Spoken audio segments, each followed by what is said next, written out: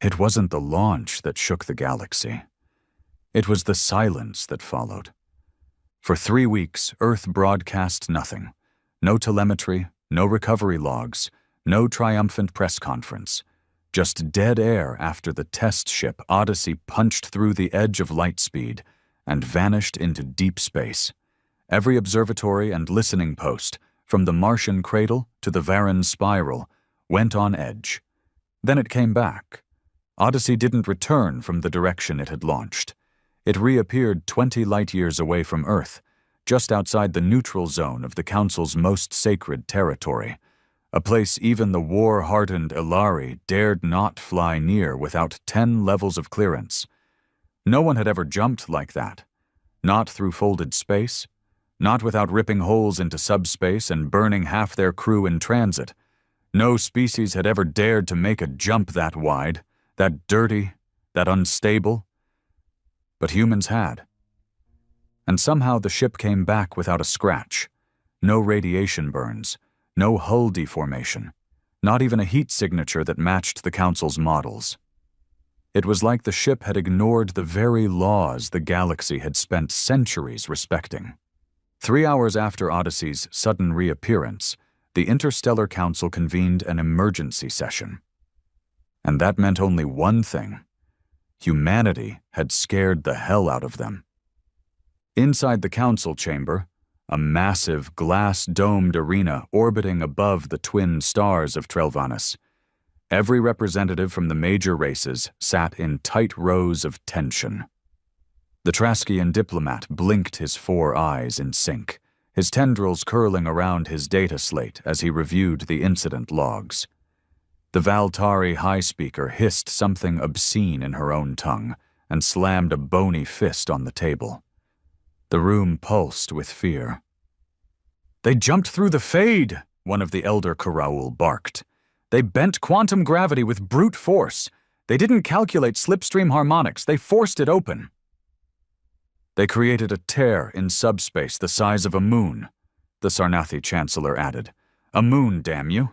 If that had collapsed—" "It didn't," came a quiet, gravel-deep voice from the far end of the chamber. Everyone turned. The human representative, Commander Reeve, stood with arms folded behind his back, his face unreadable, battle-scarred, unshaved, eyes dark as vacuum. He wasn't a politician. He wasn't here to beg. He was a veteran, and he spoke like one.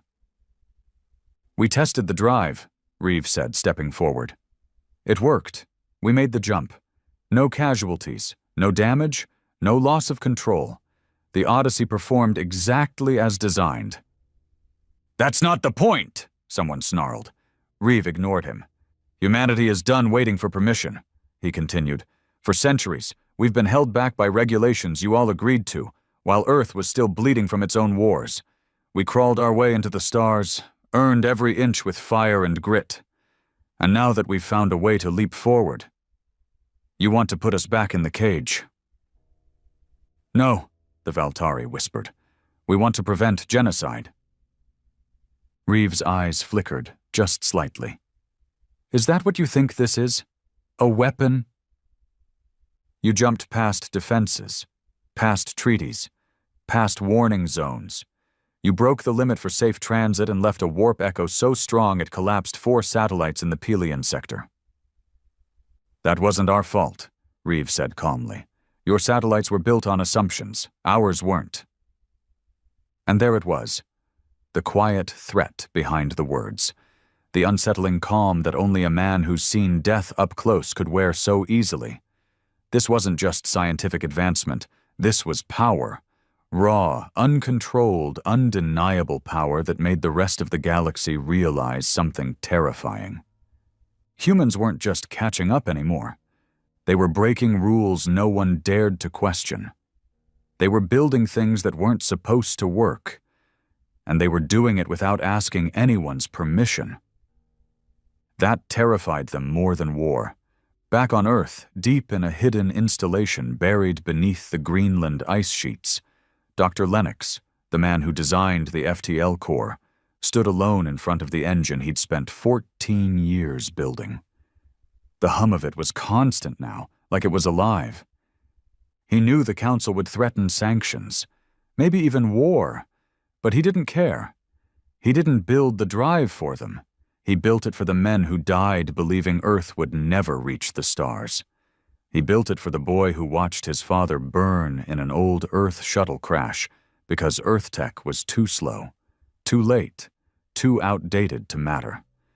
He built it because humanity had been underestimated too many times. And now? Now it was their turn to be afraid. Commander Reeve had barely stepped off the council dais before the private messages started lighting up on his neural interface. Warnings, veiled threats, urgent calls from Earth's political backers. Every species with a stake in power now wanted answers, and none of them trusted the ones they'd just heard. He ignored every one of them.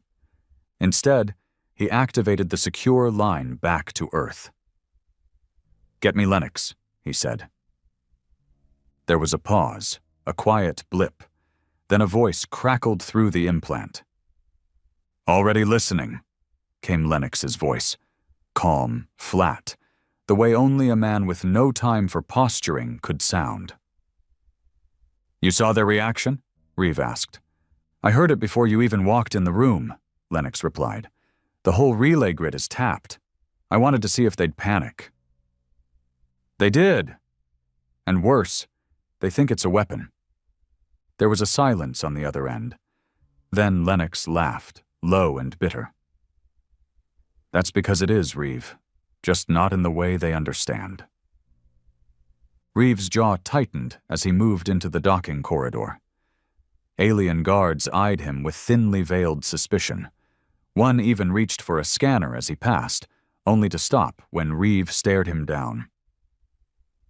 "Explain," Reeve said through gritted teeth. "You already know. You've flown more missions than any of those diplomats have seen planets," Lennox said. "You know how war starts. You know what scares people. And right now, that engine scares them more than any fleet we've ever built." Reeve didn't answer. He didn't have to, because Lennox was right. The FTL-9 wasn't just faster. It wasn't just efficient. It changed everything. With one jump, Earth had rendered centuries of interstellar borders meaningless. Space, for most races, was still slow, dangerous, limited by what the Council called stabilized slip lanes, routes so overregulated and tightly patrolled that most systems functioned more like gated communities than open space. But the FTL-9 didn't care about lanes, or politics, or authority. It just punched a hole through reality and arrived wherever it wanted. And that was a problem no treaty could fix. Back on Earth, Lennox leaned over the humming core of the test engine, his eyes bloodshot and sunken from days without sleep. But his mind? Razor sharp. Every variable, every recalibration, every microscopic reaction of the quantum coils burned into his brain. The engine wasn't just a project anymore. It was a part of him. He'd grown up in what used to be Chicago, back before the city was flooded by war refugees and government relocations. His mother died in one of the ration riots.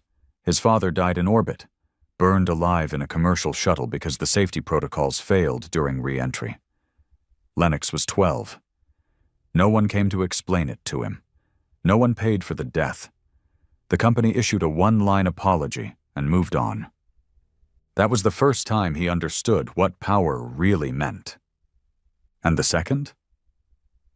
When the Council denied Earth's bid for priority science funding, called them reckless, immature, still emotionally unstable as a species. That rejection killed 20 research labs. It killed jobs, dreams, hope. But it lit a fire under the right people, people like him. So when the government finally gave up on diplomacy and turned to private black budget programs, Lennox was ready. He took the ashes of every failed propulsion system humanity ever built and forged something new, something dangerous, something unignorable. He didn't want applause. He wanted respect. And if not that, fear would do. Above the planet Argarian 6, Deep inside a cloaked research station belonging to the Rulkar Dominion, several senior intelligence officers reviewed the jump data collected during the Odyssey's return. The results didn't make sense. "There's no decay signature," one of the officers muttered. "No neutrino scatter, no bleed-off," another added. "It's like the ship bypassed subspace entirely." "Impossible," grunted the Admiral. "Then explain this," the analyst snapped, projecting a video across the room. The ship didn't just appear. It materialized.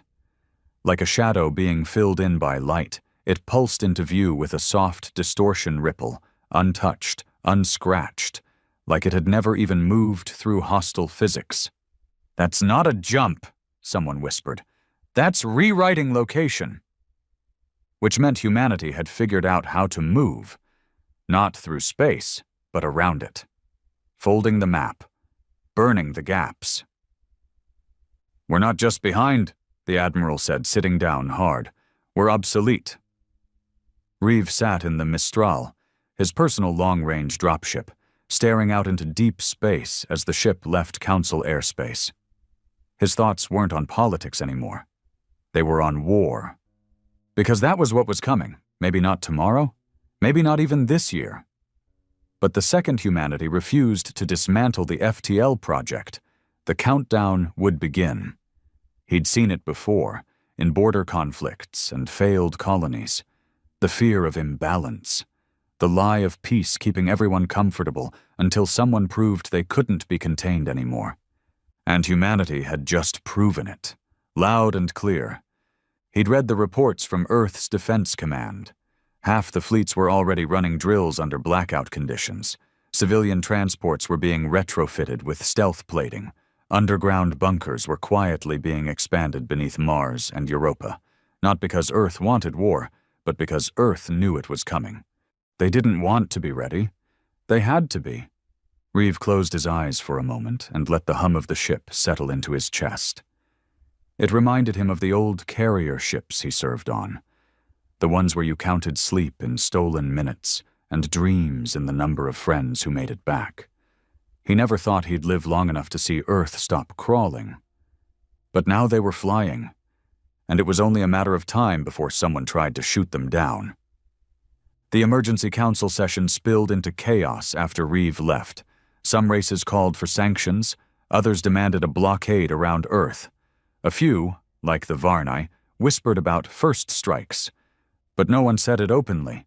No one wanted to be the one to light the match. Until a single voice broke through the noise.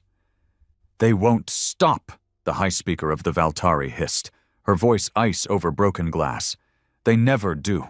Humans are born defiant. It is in their bones. They seek dominance through invention.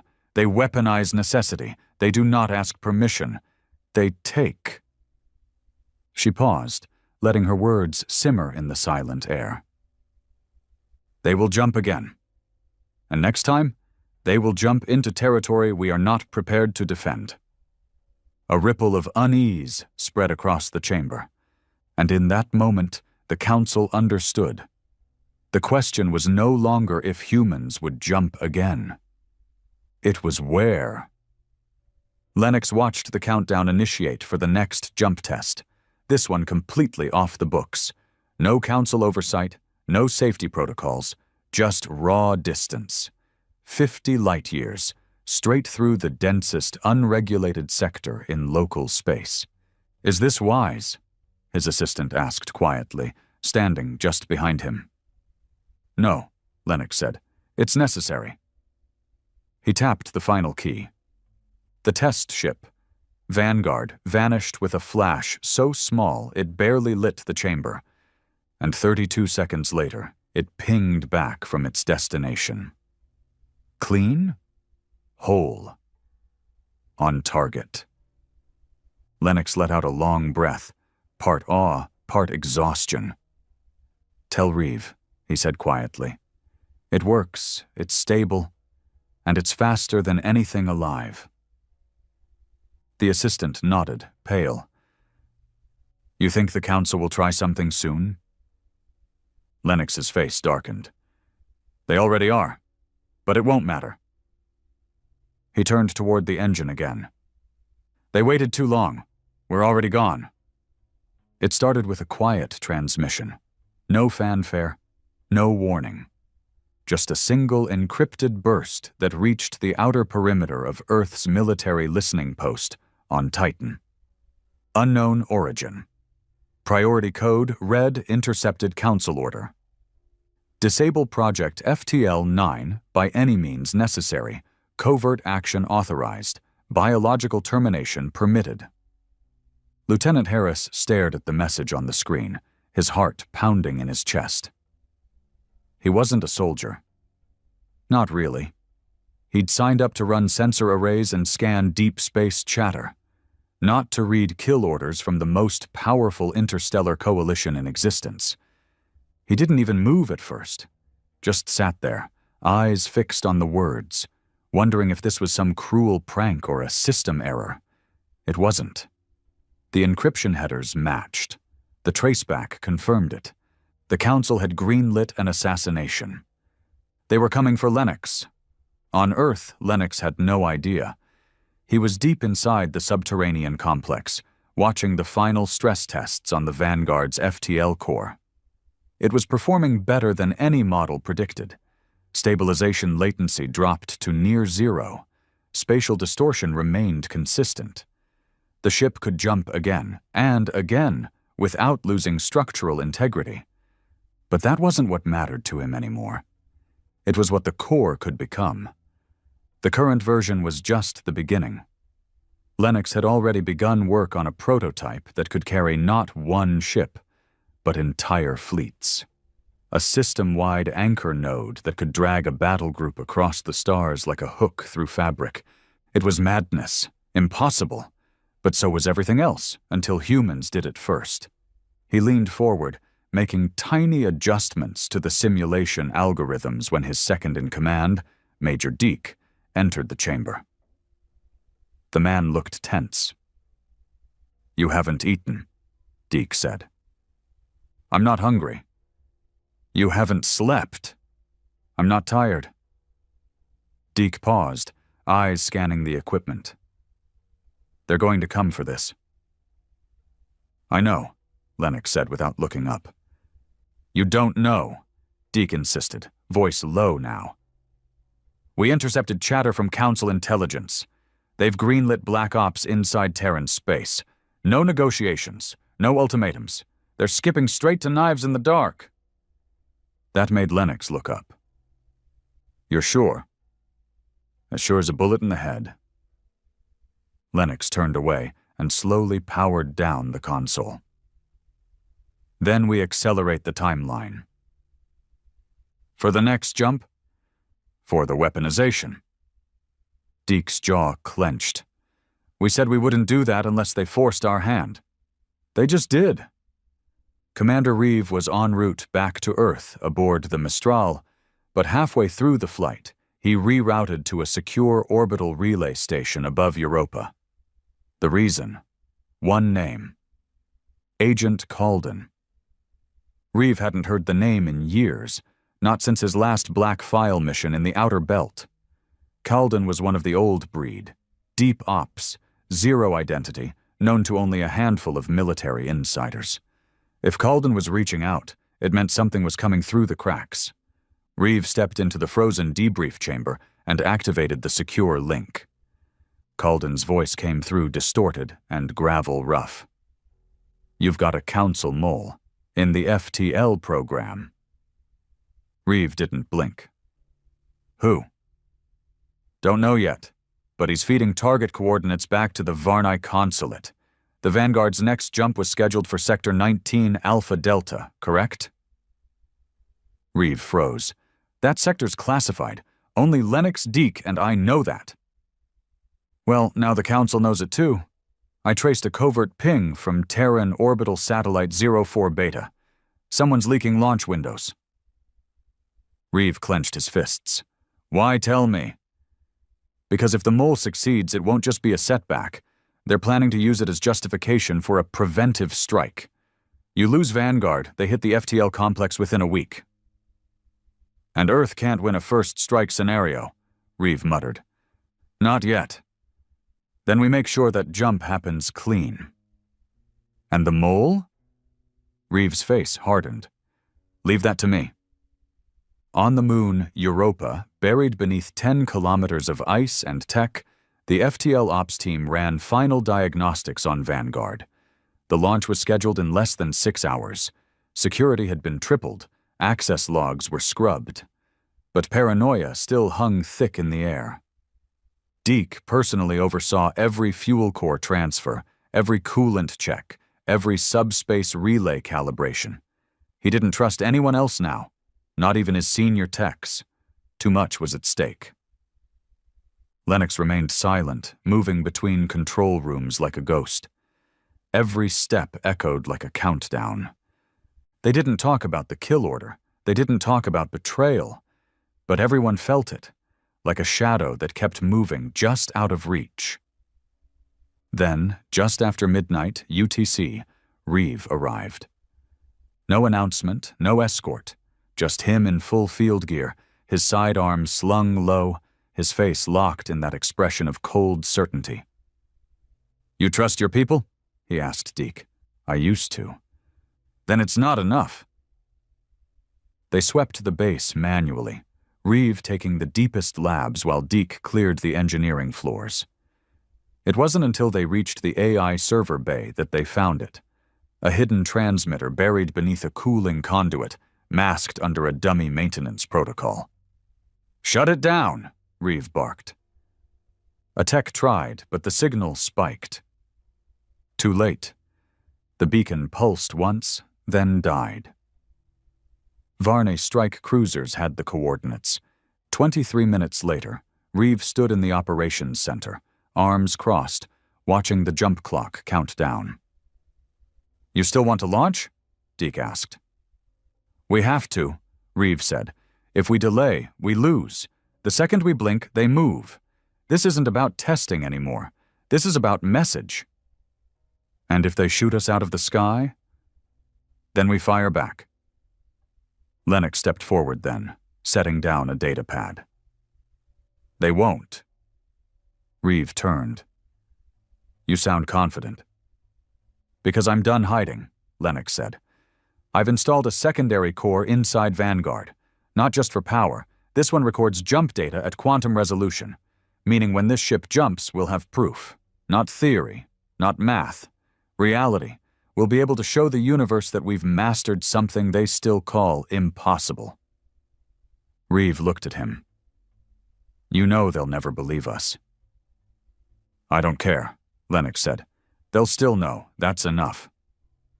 The launch was silent. No press, no celebration, just a dozen people inside a concrete room watching history unfold. The Vanguard lifted with a whisper of power, then vanished. 10 seconds. 20.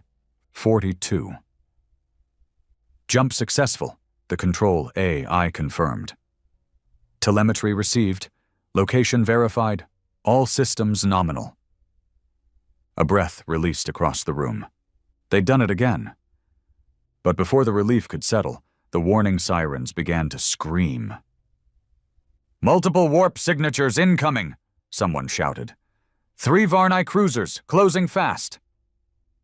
Reeve's voice boomed. Sound lockdown. Initiate blackout protocol. Get the fleet on comms. Deke ran to the console. We've got 30 seconds before they're in range. Then Lennox spoke. Calm, cold. Number, let them come. Reeve spun. What the hell are you talking about? Lennox's eyes gleamed with something more than pride. They want to stop progress with fear. Let them see what we've built instead. Reeve's mouth opened, but before he could argue, the projection on the main screen shifted. The Varney cruisers dropped out of warp and stopped. Just froze there, like statues in space. Seconds passed. No weapons fired. No advance. What the hell? Deke whispered. Look, Lennox said, pointing at the screen. The Vanguard was behind them. It had jumped again, without warning, straight into their backs. And it wasn't alone. From the depths of space, 2 more ships blinked into existence, smaller crafts equipped with early-stage FTL cores. Not warships, not threats, but proof. Humanity had done it. They had fleet capability now, and every species watching knew the same thing in that moment. Earth wasn't the underdog anymore. The Varnai cruisers hovered in space like frozen predators, caught off guard by prey that had evolved faster than anyone thought possible. Their guns stayed cold, their engines humming low, but no one in the Terran command room mistook that stillness for peace. They weren't retreating, they were recalculating. Reeve paced the operations floor, eyes locked on the real-time feed. The Vanguard and its 2 companion ships floated just beyond the cruiser's perimeter, taunting them with quiet dominance. It was a move no alien force expected from humans, coordinated, precise, and unafraid. "They didn't fire," Deke muttered, half in disbelief. "They couldn't," Reeve replied. "They were caught with their pants down. You make a move like that, you damn well better be sure you're the biggest monster in the water." Lennox stood behind them, his arms crossed as he watched the cruisers drift like wounded wolves. "Now they know we're not prey." "Still doesn't mean they won't come back with a bigger pack," Reeve said. "Oh, they will," Lennox replied. "But by then, we'll have something bigger waiting." Deke looked over. "How much bigger?" Lennox didn't answer. He didn't need to. The truth was, the next phase of the project, the one only a handful of people on Earth even knew about, was already being constructed under the South Pacific, in a black zone facility so buried and isolated that even orbital scans would only show rock and water. It wasn't just a ship. It was a weapon. Or at least it could be, because the new core didn't just allow jumps. It could pull. 3 days later, the Interstellar Council convened once again, this time not in Trelvanus, but on neutral ground orbiting the decaying star Enkesh, a place chosen for one reason. It had no planetary system, no trade lanes, and no strategic value. Meaning if things went south, no one would miss it. Reeve walked into the chamber alone, again. No advisors, no military escort. Just the worn boots of a Terran commander and the eyes of a man who had buried more soldiers than he could count. The council speaker, an elongated creature of the Morai caste, addressed the room with ceremonial stiffness. "Commander Reeve of the Terran Assembly, you are summoned to account for the recent FTL breaches and the unauthorized demonstration of force in Sector Epsilon Tau." Reeve didn't even flinch. "Unauthorized by who?" "The Council," the speaker replied curtly. "You mean the same council that denied us warp tech for 100 years while selling it to the Varney, the Ellery, and the Catharn? The same council that blocked our science grants because humans were too aggressive for peaceful advancement?" Murmurs broke out. The Valtari delegate hissed something guttural under her breath. Reeve's voice dropped. "Don't lecture me on authorization. We've played by your rules long enough." "You destabilized subspace lanes," snapped the Traskian diplomat. "You violated the Enkale Accord, and you placed council territories at risk with your experimental drive." "We didn't put anyone at risk.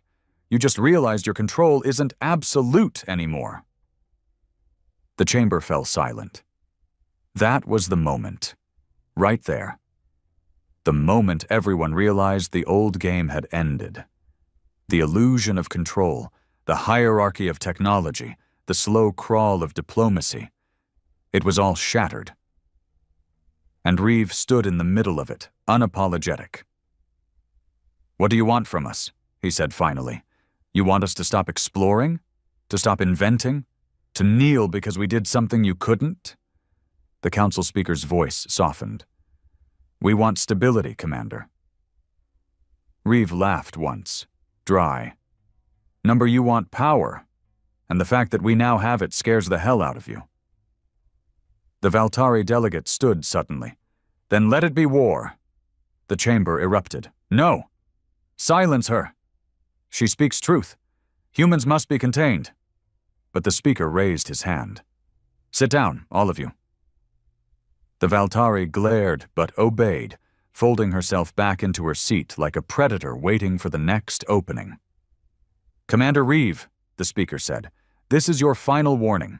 Disable the FTL program, dismantle the Vanguard, and return to regulated warp research, or face isolation. No trade, no defense pacts, no access to Council-protected corridors." Reeve stepped forward. Slowly. "Do it," he said. Gasps followed. "We've been isolated before. We survived then. We'll survive now. But if one more spy touches Terran soil, if one more ship crosses into our space without a beacon, if one more operative tries to kill my people—" He paused, letting the words hang like a guillotine. "We won't respond with sanctions. We'll respond with FTL warheads dropped into your oceans before you can even blink." The silence that followed was complete. Then Reeve turned and walked out.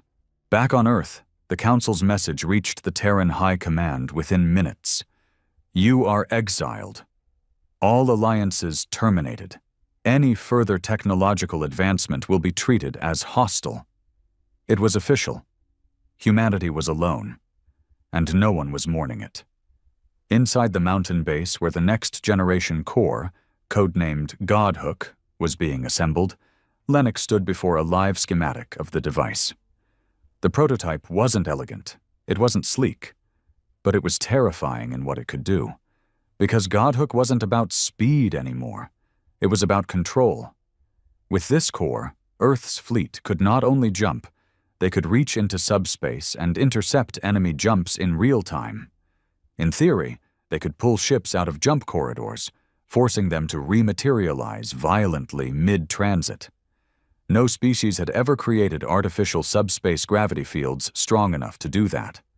No species would have dared. But humans were done asking for permission. Major Deke stared at the schematic in disbelief. "This thing, it could shred a battleship in mid-jump." "Yes," Lennox replied. "You planning to tell Reeve?" Lennox paused.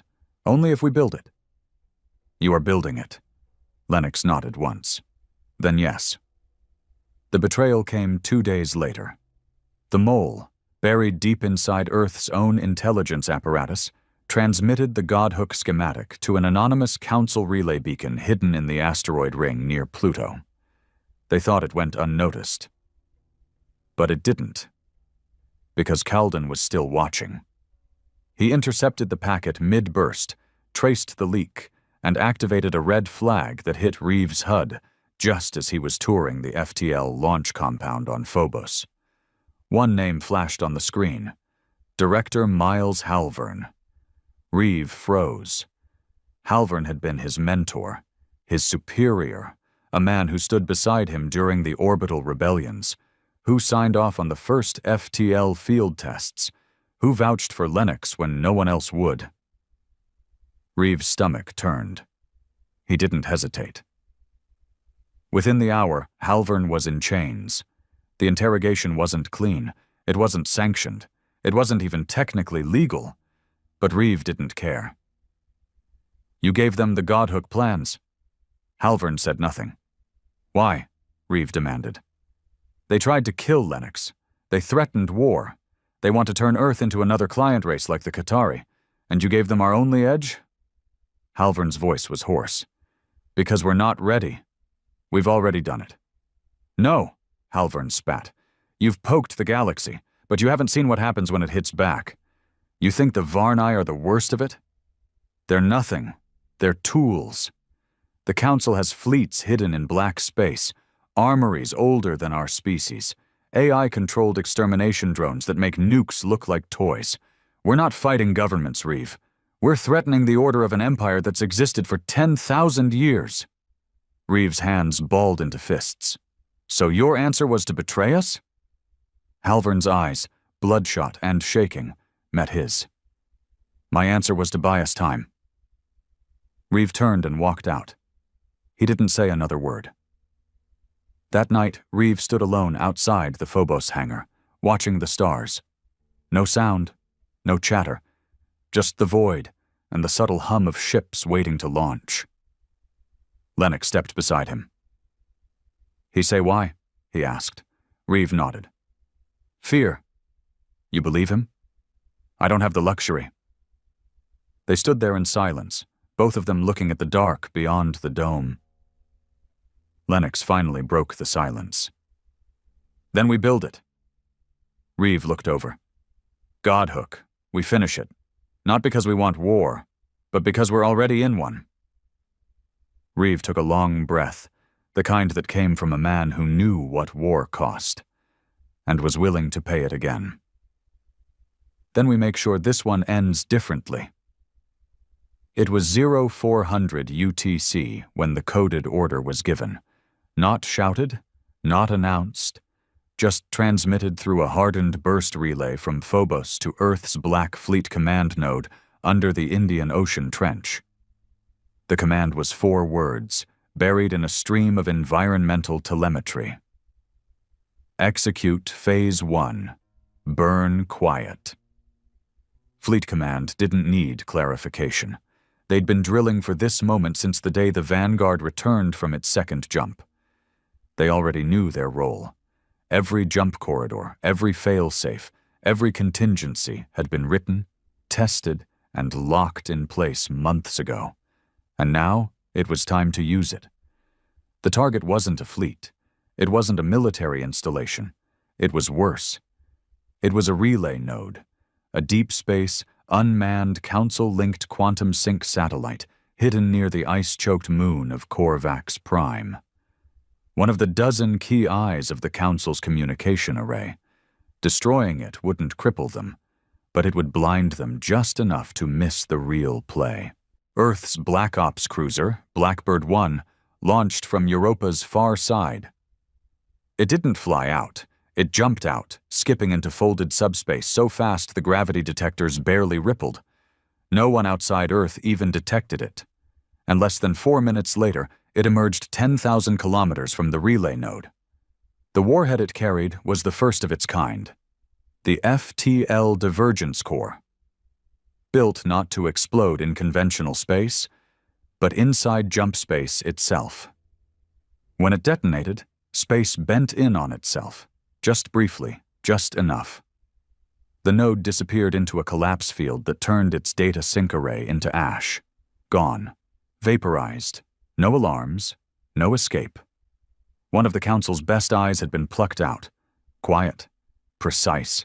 And that was the warning. Earth had thrown its first punch. Back at Council Command, chaos broke out 6 hours later when the sync array didn't come back online. "What do you mean it's gone?" barked High Tactician Vess of the Varnai Dominion. "We mean it is not responding," the Sarnathi Communications Overseer said tightly. "Telemetry from subnode 4G confirms the physical structure is no longer transmitting, either destroyed or removed." "Impossible," Vess hissed. "That node is shielded against plasma strikes and micro-jump stressors. No primitive fleet—" "It wasn't a fleet," another tech interrupted. "What?" The screen changed, showing trace data. Barely a whisper of energy. But the signature was unmistakable to those who knew how to read it. "It was an FTL-based implosion," the technician said. "The space-time layer itself folded in. They didn't shoot it. They deleted it." The council chamber fell into horrified silence. For centuries, weapons had evolved within limits, plasma-based, kinetic, nuclear, even experimental gravity hammers. But no race had ever dared tamper with folding physics as a method of destruction. It was seen as unstable, uncontainable. But humans, they didn't care. They'd built something that could collapse you without ever entering your airspace. Reeve stood in the war room on Earth, staring at the image of the missing node. The room was full of cold, efficient silence. No one clapped. No one smiled. Because this wasn't victory. It was declaration. "The second strike is ready," Deke reported, walking in with a fresh data slate. Targets the Qatari munitions depot near Groland's Reach, completely unmanned, but it's where they manufacture suppressor fields for the Council fleets. Reeve nodded once. Timing? Less than an hour. Lennox was already there, leaning on the edge of the command table. He hadn't slept in 48 hours. His clothes were wrinkled, and his hands were stained with diagnostic gel. But he looked alive. Electric. It works, he said flatly. We've already confirmed 3 successful FTL spike detonations inside controlled jump bubbles. We can now target objects while they're in transit. Reeve looked at him. You're telling me we can shoot them before they even arrive? No, Lennox said. I'm saying we can drag them out of jumps midway and detonate cores inside their fold space. It's like tearing someone out of a teleport and throwing them through a wall made of math. Deke whistled low. That's not just a weapon, he said. That's strategic annihilation. Lennox nodded. And we've only just started scaling it. The second strike didn't even make a sound. The Council wouldn't hear about it for 3 more hours, when one of their engineers tried to ping the Groland depot and got nothing but dead space. And by then, Earth had already launched a 3rd strike, this time aimed directly at the Alari military refueling station above the moon, Cathor 2. But this time, the Council saw it. A deep space scout ship on a recon loop caught the faint signature of the Terran strike ship jumping in and vanishing just as quickly. Then, 10 seconds later, the station's central ring folded like paper and scattered into the void. That footage spread like wildfire. No press blackouts, no strategic denials. The universe watched Earth attack 3 targets in 12 hours with weapons no other race had ever dared dream of. And they didn't do it with fleets. They did it with precision, with cold intent. And for the first time in Council history, every major power called an emergency war council without a single vote of opposition. In the deepest part of Council space, where the old codes were stored and the long-shelved military doctrines lay buried beneath layers of bureaucracy, a single black file was opened. Project Stellar Hammer, a contingency plan from over 600 years ago, designed for use against existential, non-negotiable threats. The file listed only 3 conditions for activation. The adversary must possess unregulated space-folding capabilities. The adversary must demonstrate offensive subspace interference. The adversary must strike preemptively against Council defense infrastructure. Humanity had checked all 3 boxes, and so the Council made a decision it had hoped to avoid. They authorized the mobilization of the Eclipse Armada. Back on Earth, the intelligence filters picked it up instantly. Varnai warp barges, Sarnathi signal silos, Qatari dark matter harvesters, all of them moving, redirecting, aligning in formations too precise for trade or travel. They were coming. Deke stared at the screen, pale. They're moving fleets, Reeve nodded. I know. This is it, Lennox said. The moment they decide whether to end us or lose control of the galaxy. Reeve turned to him. Is Godhook ready? Lennox hesitated. No, he admitted. Not fully, but enough. Reeve didn't flinch. Then we use it. We only get one shot, Lennox warned. If they figure out how it works, they'll counter it. Maybe even collapse space lanes we need. Reeve leaned closer. Then we make it count. 12 hours later, Earth's message went out to every known channel in the galaxy. It wasn't a threat. It wasn't a request. It was a truth. A deep, resonant voice spoke over black screen. You tried to contain us. You tried to starve our science, cripple our drive, and bury our future under your fear. But you failed. We are not conquerors, but we will not be caged. If you enter our space again, you will not return. And if you strike first, we will end you before your scream leaves your throat. Then, just silence. and a symbol burned into every transmission screen. The Terran crest now flanked by 2 stars, marking the Vanguard and the Blackbird. 2 ships, 2 warnings, 2 promises. In a hidden sector of deep space, the Eclipse Armada began its slow, deliberate path toward Terran space. Each ship was 3 times the size of Earth's largest cruiser, bristling with weapons, sensors, and artificial intelligence designed for planetary lockdown. They would arrive in 27 hours, and the clock was ticking. The Eclipse Armada moved like a storm through folded space, silent, vast, and terrifying. 79 ships, each one a fortress of ancient war design, powered by the Council's oldest war tech. Entire civilizations had been subjugated under the shadow of this fleet. It wasn't built for battle, it was built for submission, and now it was aimed at Earth. The Terran Defense Network tracked it the moment the first ship folded into detectable subspace layers. Godhook's relay core, buried beneath the South Pacific, pulsed once, then activated its tether systems. Reeve stood inside Earth's strategic command center, jaw tight, fingers locked behind his back. Deke and Lennox were beside him, neither speaking. This was it, the line they couldn't uncross, the moment Earth either became a true power or a smoking lesson in ambition. "How far out?" Reeve asked. 17 hours before they breach our outer grid," Deke replied. "First wave includes 5 Dreadnought-class warships. The rest are staggered behind." "They're still hiding their queen," Lennox said. "The fleet's too ordered. They've got something bigger in the rear." Reeve nodded slowly. "Doesn't matter. Godhook doesn't care about size." He turned to Lennox. "Is it charged?" Lennox hesitated. "It's charged. But once we activate the primary pulse, they'll know what it is. We only get 1 full spectrum use before they change their folding patterns." Reeve walked to the control console, placed his hand on the cold titanium edge.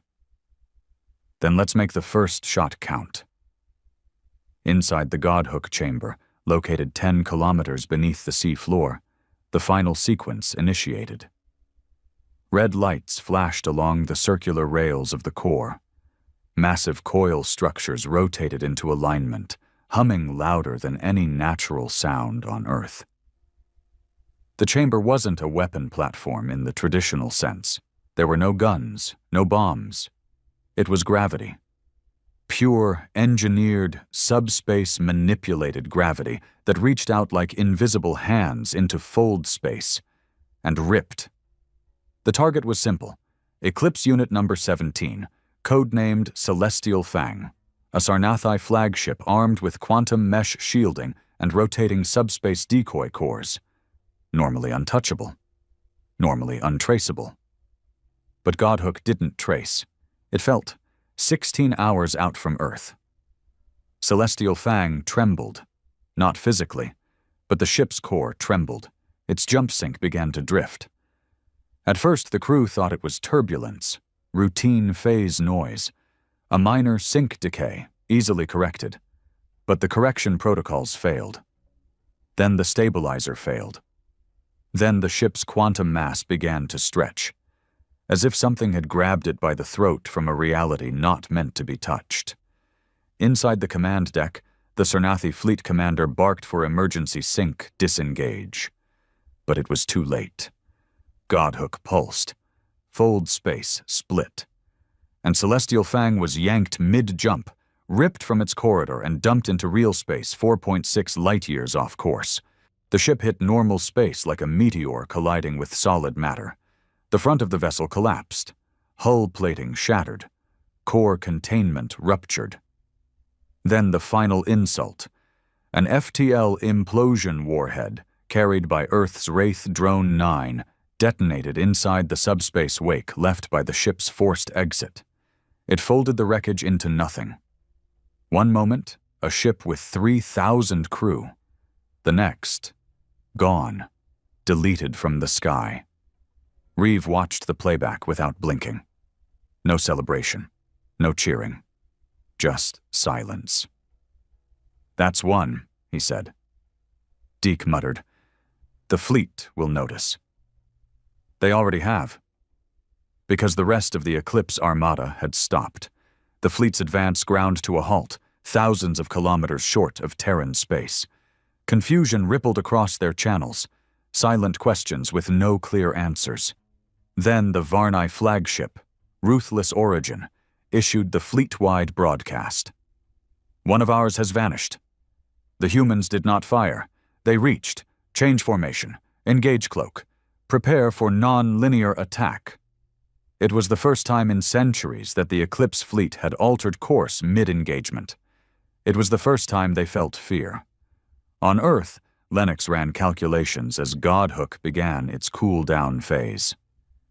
"That took more out of the lattice coils than expected," he said, frowning. "We've got a 12-hour cycle before we can use it at full power again." "Could we go partial?" Deke asked. "For pulls, yes. For destruction? Number, we need full charge." Reeves stared at the star map. The rest of the fleet was still out there, dangerously close, still capable of glassing a city in seconds. "We just made them bleed," Reeves said. "Now they're going to retaliate." "Then we hold the line," Lennox replied. "No," Reeves said. "We move the line." He stepped forward and keyed the holomap. "We're not waiting for them to finish their plan. We pick the next target. We jump into the edge of their formation and remind them they're not the only ones who can reach." Deke raised an eyebrow. "You're suggesting we engage a dreadnought with a prototype stealth fleet?" "I'm not suggesting it. I'm ordering it." 3 Terran stealth ships, Shade, Javelin, and Crucible, jumped at staggered intervals, coordinated through quantum-paired drives so precise they arrived a fraction of a second apart inside the outer shell of the Eclipse formation. Each carried a new payload, the FTL Scatter Spike, a weapon designed not to destroy ships, but to shatter their ability to jump. A bomb that didn't explode, but instead sprayed folded tachyon shards that contaminated local subspace fields for hours. When the 3 ships jumped into formation, the Council fleet didn't have time to react. The scatter spikes detonated across a 9,000-kilometer radius.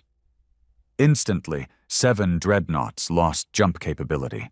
Their fold space drives shut down, stuck in reprocessing loops. Panic filled the fleet. The humans didn't fire another shot. They just jumped out. Gone. Council command descended into chaos. "What do you mean they entered formation space without detection?" shouted the Qatari admiral. "They're using undetectable sync folds," replied the Varnai tactician. "Something in their tech negates our phase sensors." "And the spikes?" the Ilari asked. "We can't even move our ships now. We're sitting ducks." "Then we fall back," said the Valtari delegate coldly. "No," snapped the speaker. "We finish this." "You do not finish war with pride," the Valtari hissed. "You finish it with survival." But it was too late, because a new signal came through, encrypted but readable on all major frequencies. It was Reeve, live, broadcasted. His face filled every screen on every ship. He wasn't smiling. "I don't want to rule," he said. "I don't want your territory. I don't want your resources. I don't care about your traditions. I care about Earth. I care about my people. I care that we spent 100 years watching you carve up the stars while we bled and begged for scraps. But we don't beg anymore." He leaned closer. "We gave you a warning. Now we've shown you what we're capable of. Don't mistake our silence for fear. We've learned from you. We've watched your wars, your betrayals, your false alliances. We've seen how this ends. But not this time. Because if you come for us again, if you even think about striking our ground, we will not hold back. We will tear your fleets out of the sky. We will unwrite your history. And we will never stop." The signal cut. Inside Ruthless Origin, the Varnai admiral turned to his war council. "They're bluffing," one general said. "No," the Admiral replied, voice quiet. "They're becoming." Godhook began its recharge. The entire Terran Defense Force was mobilized. Civilian evacuation drills quietly began across the Mars colonies. Earth's allied colonies in Alpha Centauri and Kepler 9 began sending encrypted pledges of loyalty. Because even in exile, humanity had allies. And more than that, humanity had momentum. The Council was bleeding. Not from bombed cities or lost planets, but from something worse. Control. They were losing it, every day, every hour, and not just militarily, politically, economically, spiritually. Member races who once bent the knee at every decree were going quiet, distancing themselves. Delegates who once spoke with unified voices now whispered conflicting doubts. The ancient balance that kept peace through fear and hierarchy was cracking. And at the center of that fracture was Earth. A species barely 200 years into interstellar travel had done what empires failed to do in millennia. They broke the illusion. The illusion that the Council was unchallenged. The illusion that time equals superiority. The illusion that obedience means peace. And now, that illusion was shattering faster than the stars themselves. Inside the floating citadel of Varnai High Command, the Council's most ruthless operative, Ter Kal Val, stood before a holographic interface with 4 blinking nodes. She was called the Widow Star in hushed tones, not because of romance, but because every planet she visited eventually lost something it loved. She didn't deal in fleets. She dealt in extinctions. 3 scatter strikes, she said coldly, pointing at the mapped impact zones. 1 gravity fold extraction, 2 surgical deletions, and Godhook has recharged. They can now neutralize any ship they target within 27 seconds of arrival. A reptilian general beside her clicked his teeth. Then we strike first, hit their surface, break their morale. You saw what Earth did when cornered, collapse them from the inside. But Val wasn't looking at Earth anymore. She was looking at the stars behind it. "No," she said softly. "We find what gave them the idea." "What?" Val turned, her black eyes like obsidian shards. "You think a primitive species just invented fold gravity extraction? You think humans, with their underdeveloped subspace tech and emotional instincts, cracked the one barrier that's held for eons?" She stepped closer to the general. "They found it." That silenced the room. Val tapped the final node. It expanded into a star system none of them had visited for over 2,000 years. System 993, forgotten by most, but not by us. There it was. The Hollow Bastion. A failed Council experiment buried in deep space-time distortion. Once a secret, now a myth. But Val knew it was real. The humans had stumbled across something ancient. And that was the real threat. On Earth, Reeve stared at the decrypted message from his Outer Rim spy network. His chest tightened. Ter Kal Val has mobilized. Target unknown. Direction vector. Outer Dark. He hadn't heard that name in years. Not since his Black Ops days. Not since the Breach Colony incident, where every man, woman, and child in the system was erased, without a single shot fired. Reeve had seen the aftermath. People turned to ash mid-step, machinery frozen in half-function. No fires, no struggle, just silence, and the mark of one thing. Tire. "She's on the move," he muttered. Lennox looked up from the Godhook console. "Who?" Reeve handed him the slate. Lennox read the name, and his face changed. "I thought she was just a spook story." "She's real," Reeve said, "and if she's headed for the Outer Dark, that means one thing. She knows where this started." Lennox looked hard at him. "Reeve, what did we find out there?"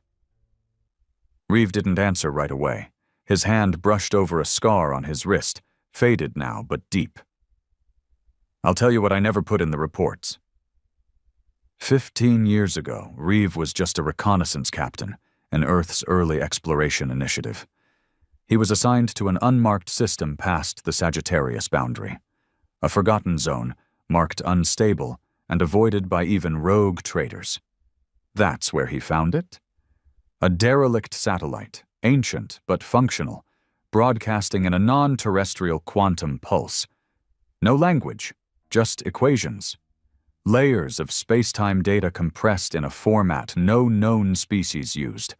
He brought it back against protocol, handed it off to a fringe physicist, Lennox, then a dropout no one listened to, and went silent. 2 years later, Lennox submitted the prototype FTL frame that would become the foundation of the Odyssey. But what Reeve didn't say, what he buried even from Earth Command, was what the satellite also contained. A warning. Not words, but images, simulated subspace reactions, core detonations, reactions that looked terrifyingly like Godhook. It wasn't just research, it was containment. The thing had been built to lock something in, not let something out, and they'd copied it, improved it, weaponized it. Reeve looked at Lennox, voice low. If she finds the Bastion first, she'll do what we haven't dared. Wake it up. Lennox's face was pale. Then we stop her. The mission was codenamed Nightglass. No fleet, no big show of power. Just one Terran deep-jump stealth corvette, Erebus, with a crew of 30, hand-picked by Reeve himself. Deke volunteered to command the mission. I don't want a front-row seat when Earth gets glassed if we screw this up, he said with a grin. I'd rather be where the bullet comes from. The jump would take them 23 light-years into unregulated deep space. No relays, no support. Just raw FTL. Erebus was the only ship fast enough and silent enough to make the trip undetected. Inside, Reeve handed Deke the black file, Project YX-993. Deke flipped it open and saw the last image from the derelict satellite. A hollow structure the size of a moon, floating in a void pocket, pulsing like a dying star. What is that? He asked. We don't know, Reeve said, but the Council once tried to harness it. They failed, sealed it, left it to rot. And we unlocked it? Reeve nodded grimly, without knowing. Deke closed the file. Then we lock it back up. Erebus made the jump in 19 hours, slicing through reality so thinly even Godhook couldn't track it. When they reached the 993 system, the readings went haywire. Subspace lattice values were off. Gravity fields were fluctuating in fractions of a second. Temporal drift was measurable, meaning time itself was unstable. And there it was. The Bastion, a massive metallic sphere, scarred by ancient wars, cracked in half, but still pulsing with something not even Lennox could define. Not heat, not power, will, and next to it, a ship, sleek, black, silent, Council tech. Ter Calval had arrived first. Inside the Bastion's husk, Deke led a squad through the broken interior. They passed structures that made no sense, non-Euclidean corridors that curved into themselves, doors with no walls, lights that flickered in colors no spectrum should allow. Then they found it. A chamber of light. A console still active, still cycling the original data. And in the center, a cube of folded space-time, stabilized by a gravity shell. Whatever it was, it pulsed in sync with the Godhook frequency. We stole this, Deke whispered. Then Val stepped from the shadows, her weapon raised. You didn't steal it, she said. You freed it. The standoff lasted 7 seconds. Then a Council shock trooper fired. Deke's second-in-command returned fire. The chamber erupted. Bullets, plasma, screams, ricochets. Deke dove for the cube, hands scrambling to disable the gravity lock. Val lunged, blade in hand. She was fast.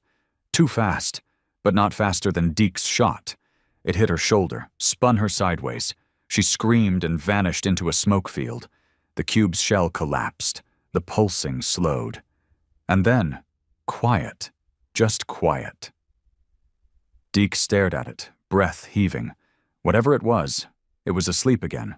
But for how long? Back on Earth, Reeve received the signal. Bastion stabilized. Target neutralized. Recommend total system quarantine. Lennox read the second message and looked at Reeve. It was a mistake, he said softly. All of it. We didn't build Godhook. We resurrected it. Reeve nodded slowly. But now we use it to protect, not dominate. Lennox looked at him. You sure? Reeve turned to the star map again. No, he said. But I'm sure of one thing. If they come again, God won't save them. The council had gone silent. Not a strategic retreat, not diplomacy. Silence. After the Bastion transmission reached their inner ring, the Eclipse Armada began folding back, ship by ship, silently peeling away from Terran space like wolves, sensing a larger predator in the dark. Earth's orbital sensors logged their trajectories. They weren't heading home. They were heading to System 9939. To study it, to contain it, to pray it stayed dead. Inside the Earth Strategic Command bunker, Reeve stood at the edge of the holotable, watching their exit. No declaration, Deke said, stepping into the room. No apology, not even a bluff. They're shaken, Lennox muttered. No, Reeve said without looking away. They're thinking, recalculating the game. Lennox turned. You think it's over? Reeve leaned on the table, knuckles white. No. It's just changed. Earth was different now. The silence of space wasn't peaceful. It was suspicious. Every satellite, every listening post, every jump trace was triple analyzed. Trust was gone. But in its place, something stronger had taken root. Fear and respect. Within the first week of the Council withdrawal, 27 minor races sent private communiques to Earth. Not threats, not ultimatums, offers, trade, technology transit sharing, all unofficial, all deniable. But every one of them driven by the same realization. The old power was fragile, and the new one didn't ask for permission. In the orbit of Mars, Vanguard floated like a symbol of Earth's rebirth. Repaired, rearmed, and now upgraded with a stabilized secondary Godhook pulse array, it stood as the flagship of the Terran Autonomous Defense Network. Reeve stepped aboard, boots echoing in the long corridor. Every crewman snapped to attention, not out of military code, but because of what he represented. He'd become something more than a commander. A line between the past and future. A man who didn't just survive history. He changed it. In the war room, Deke handed him a report. The Traskian border colonies just sent us a formal inquiry, he said. They want Earth to mediate their trade dispute with the Qatari. Reeve raised an eyebrow. Us? They want a third party not aligned with the Council. Lennox grinned from across the table. Guess we're independent enough now to make friends. Reeve flipped the data slate shut. They're not looking for friends. They're hedging their bets. This isn't a trade dispute. It's the start of a new axis. Later that night, Reeve stood alone on the Vanguard's observation deck, watching Earth rotate slowly beneath them. The blue marble. Still bruised, still scarred, but alive. The door opened behind him. Lennox stepped through slower than usual. I should have seen it earlier, he said quietly. Seen what? That we weren't just fighting to be accepted. We were fighting to be feared. Reeve didn't speak. Lennox continued. They won't come again. Not now. Not until they've figured out what the Bastion really was. But they will come. One way or another. Reeve finally spoke, voice low. Then we'll be ready. Lennox looked down. I made something, he said after a pause. Reeve turned. What kind of something? Lennox hesitated, then he handed over a small chip drive. It's a simulation, not executable, not yet. But it's a theory for Godhook-level spatial suspension, something that could pause a system's physics for several seconds. Reeve stared at it. You built a way to stop time? No, Lennox said. Just delay reality. Reeve pocketed the drive. Let's hope we never need it. Elsewhere in the galaxy, inside the secret chambers of the Council's core ring, the speaker met privately with 4 of the remaining high delegates. Their voices were hushed, cold. They've disrupted the balance. They've unlocked weapons we sealed for a reason. They've infected younger races with rebellion. The speaker held up a trembling hand. They've exposed our weakness, but they've also revealed our flaw. Which is? We built peace through fear and left no room for evolution. The room was silent. So what now? The Valtari asked. The speaker paused, long and slow. Now, we adapt. 3 weeks later, Earth received an encrypted diplomatic packet. Not public, not official. Inside, a proposed protocol. Not a treaty, not an alliance, a new system, a shadow organization, one where all powers, old and new, could contribute to regulating advanced subspace technologies. A council of consequence, built not on old laws, but mutual deterrence. It was unsigned, unstamped, but it bore one unmistakable identifier. The data signal used only once before, by the council speaker. Reeve read it twice, then 3 more times. Deke and Lennox sat across from him, watching. They're offering us a seat, Deke said. No, Reeve replied. They're offering us a mirror. Lennox frowned. Meaning? Reeve looked up. They're trying to make sure no one ever does to them what we just did. Deke smirked. Smart bastards. Reeve placed the tablet down. Question is, do we say yes? Later that night, Reeve stepped into the personal comms chamber, alone, and activated a restricted channel. The face that appeared was old, weathered, female, stern. General Ava Stroud, Earth's first fleet marshal, officially retired. Unofficially, still holding the last override key to Earth's orbital defense network. I heard the Council slithering back, she said dryly. They are, Reeve confirmed. You going to let them in the door? Reeve hesitated. Maybe. Stroud studied him. Do it, she said finally, but don't let them forget who opened it. He nodded slowly. Understood. The first summit took place on neutral ground. Not on Earth, not in Council space, but above the dead system of Karen 6. No planets, no resources, just debris. And history. It was a message in itself. A reminder of what happens when diplomacy fails. Reeve arrived aboard Vanguard, flanked by Earth's 3 newest stealth escort ships, Fortune, Nomad, and Quiet Hammer. They didn't enter the meeting armed, but they didn't arrive unguarded either. The Council delegation included the Speaker, 2 Valtari, 1 Ilari, and, unexpectedly, a young envoy from the Traskians. The first minutes were stiff, hollow phrases, carefully worded greetings. Then Reeve spoke first.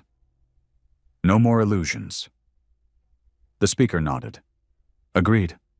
This isn't about peace, Reeve continued. It's about respect. We won't kneel, we won't beg, and we won't ever again wait to be allowed to advance. The Speaker met his eyes. Nor will we expect you to. 2 hours later, the document was signed. The Protocol of Equilibrium. A loose pact, not of laws, but of threats. Each signatory retained sovereign control of its space and tech. But the agreement required mutual monitoring of any fold gravity manipulation beyond civilian use. Violators would be subject to joint action, not unity, but parity. Reeve didn't smile when he signed it. Neither did the Speaker. but both understood. War hadn't ended. It had evolved. As Reeve returned to the Vanguard, Lennox met him at the airlock. "It's done," Lennox said. "For now," Reeve replied. "What now?" Reeve looked out the viewport. "Now we watch. We build. We remember." "Think they'll try again?" Reeve didn't answer. He just reached into his pocket and pulled out Lennox's chip, the one that could pause reality itself. He handed it back. "Save it," he said. "We may still need it." 1 week later, deep in the ruins of System 9939, a forgotten drone, the size of a grain of sand, broke loose from the Bastion's remains and pinged out a message across folded space. The message didn't go to Earth. It didn't go to the Council. It went beyond the map. And somewhere, something answered. But that's another story. It's